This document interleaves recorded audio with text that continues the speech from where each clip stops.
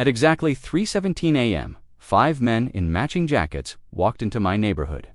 Not police, not city workers. They moved in silence. No words, no sound. Just clipboards, flashlights, and earpieces. They inspected a mailbox, took photos of a garden gnome, measured a bush with a laser tool, and then disappeared. You ever seen that? No. Then you don't live under an HOA.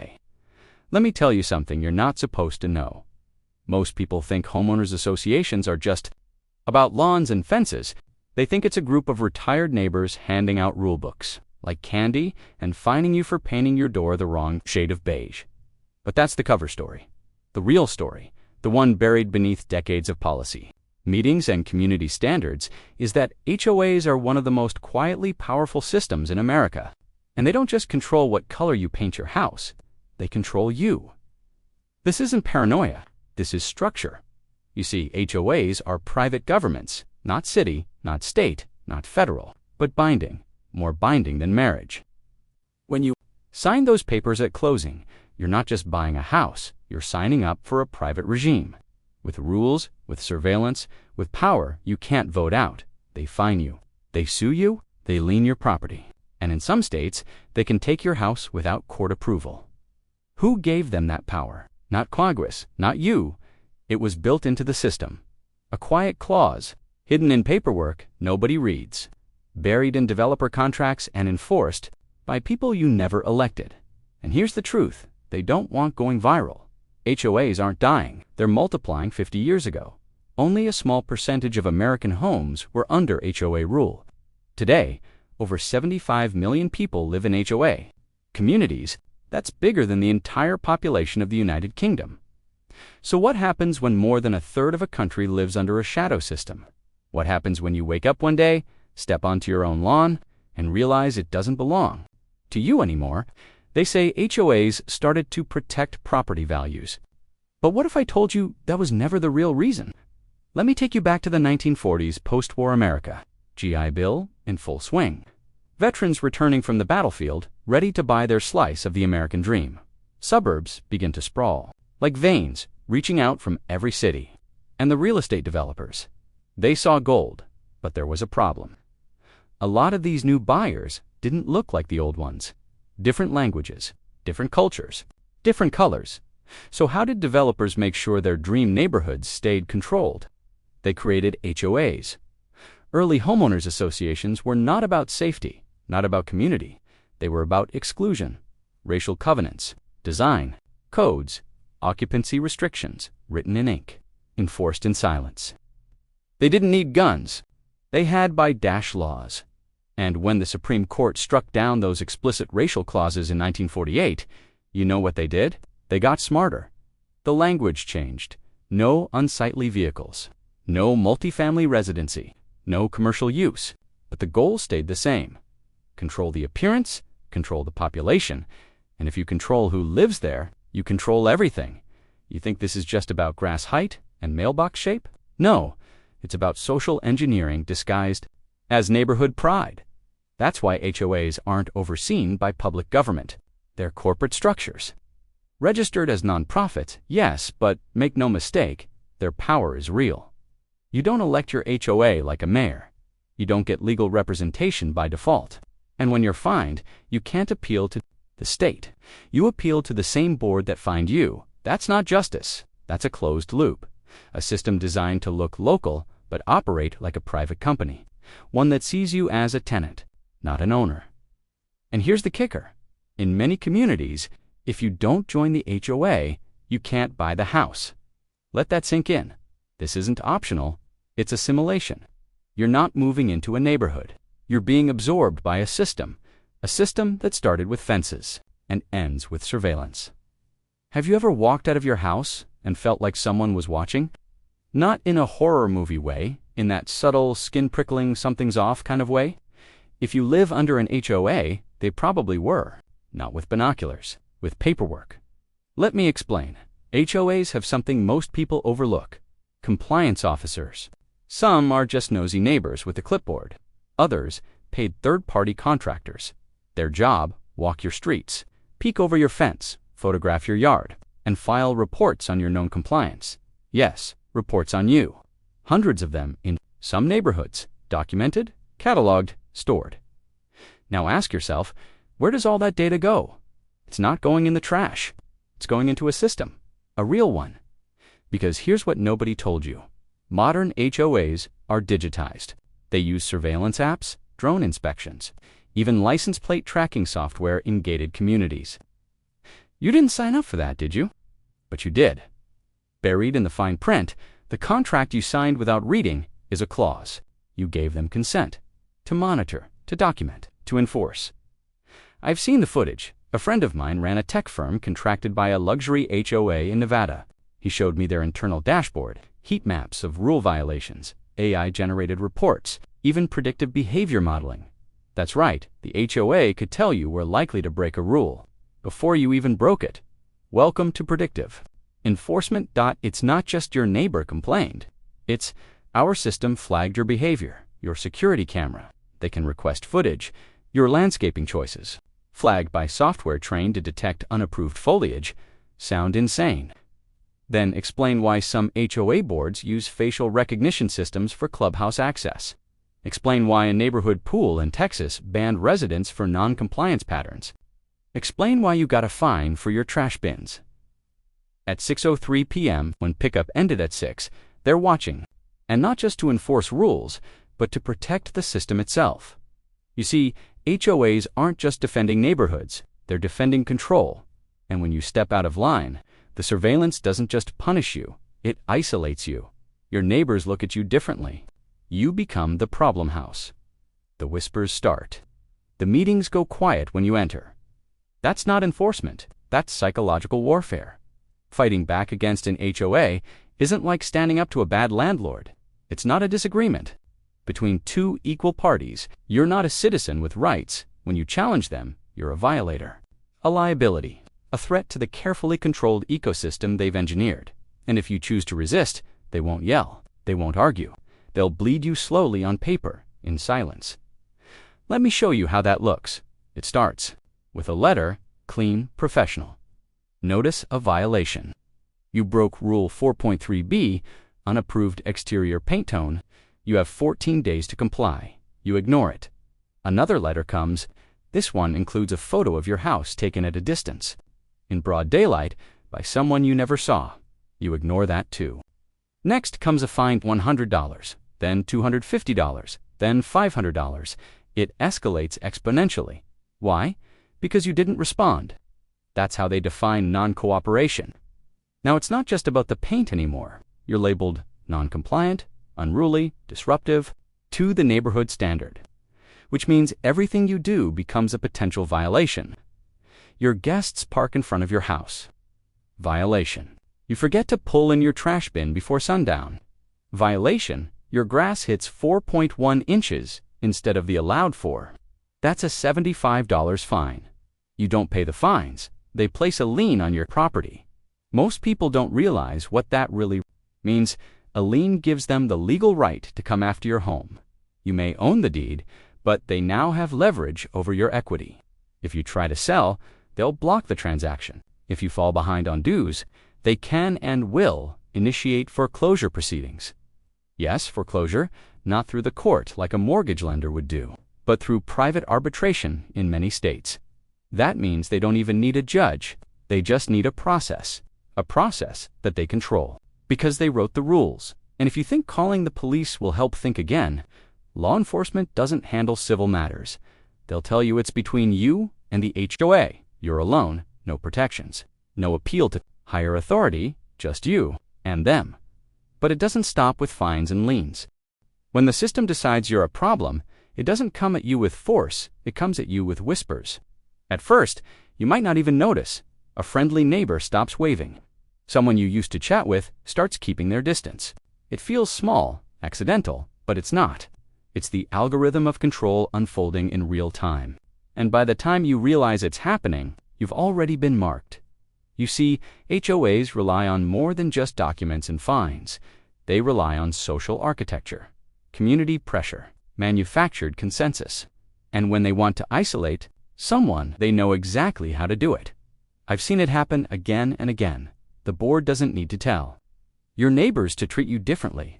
All they have to do is start the narrative. We've had some issues with Lot 48. There's been known compliance, several complaints have been filed. That's all it takes. That sentence usually spoken during a meeting you weren't even invited to plants the seed, and it grows suddenly. Every small thing you do becomes magnified. You leave your garage open for an hour too long, someone reports it. Your kid plays music a little too loud during a birthday party, someone calls it a noise violation. You receive violation letters for infractions you can't even verify happened. Why? Because your neighbors are now watching you, not as friends, not as community, but as unpaid deputies of the system. And here's the twist. They think they're doing the right thing. That's the genius of it. The HOA convinces them that your known compliance is a threat to everyone's property value, that your resistance could affect their home prices. They don't see you as a person anymore. They see you as a liability, a contaminant. The HOA doesn't have to knock on your door.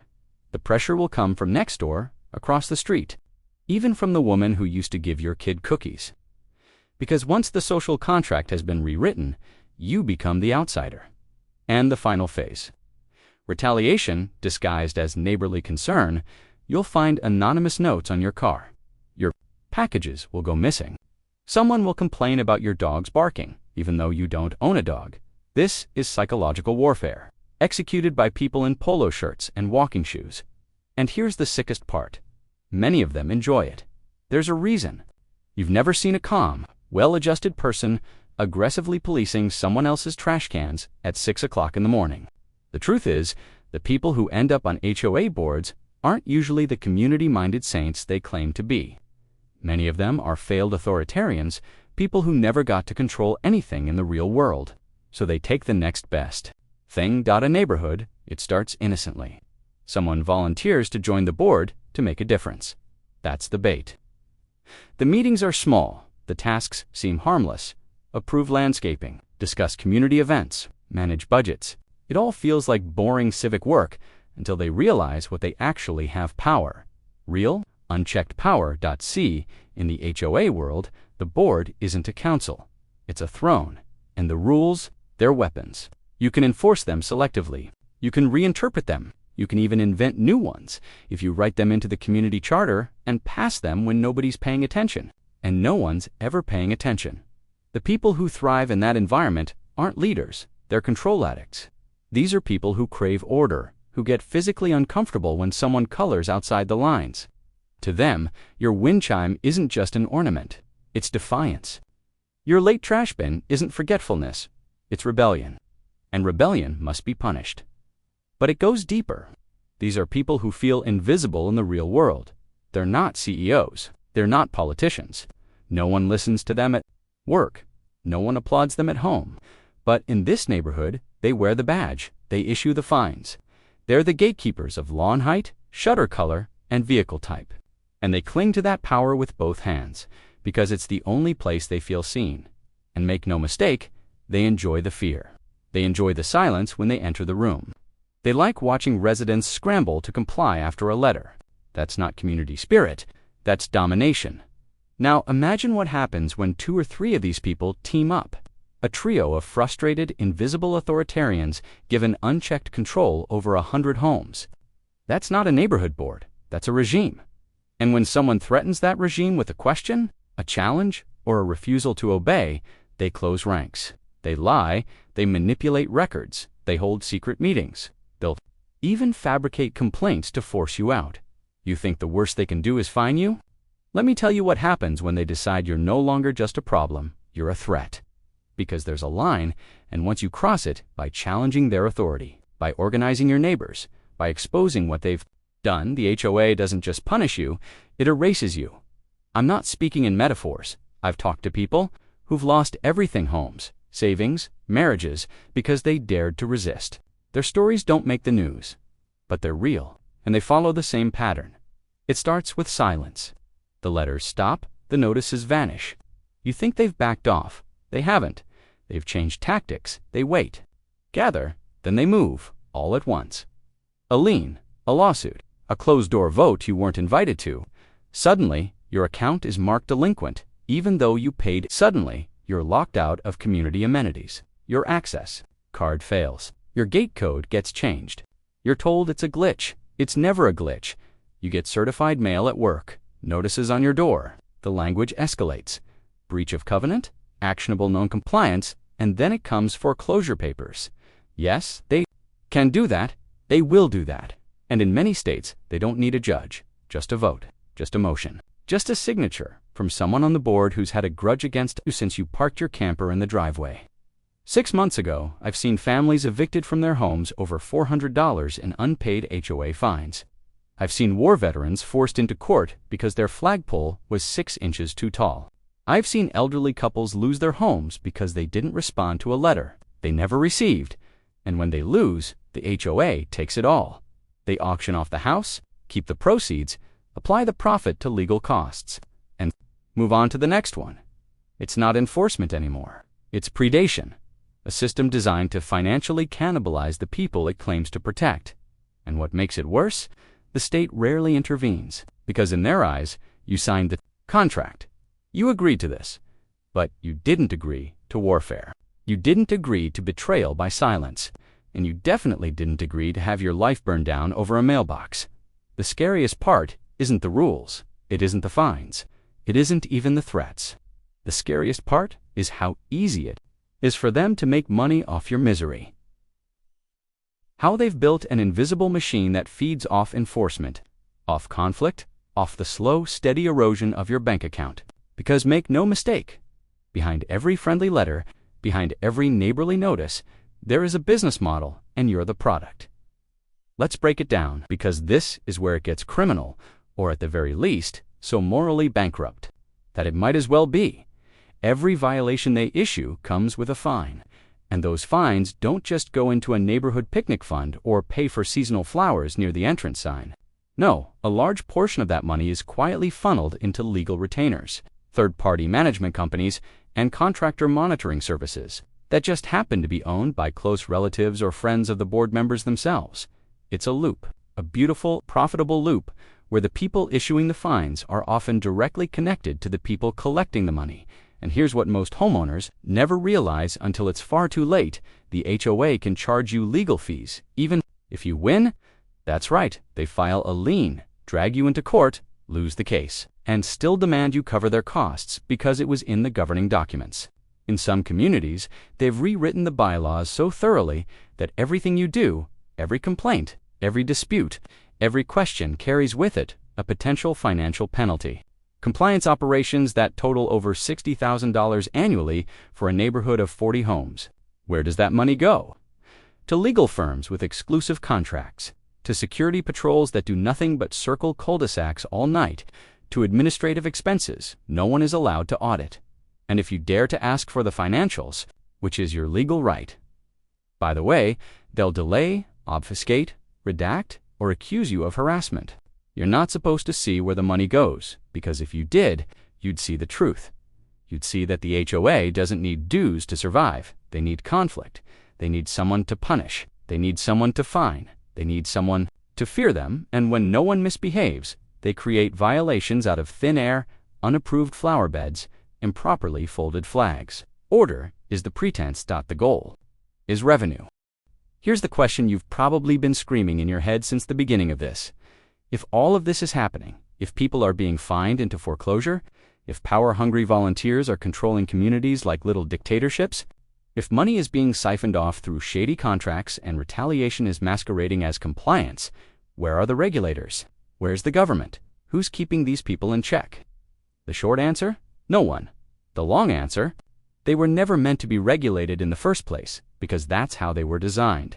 Homeowners associations were born out of a loophole, a legal blind spot so effective that even the government benefits from it.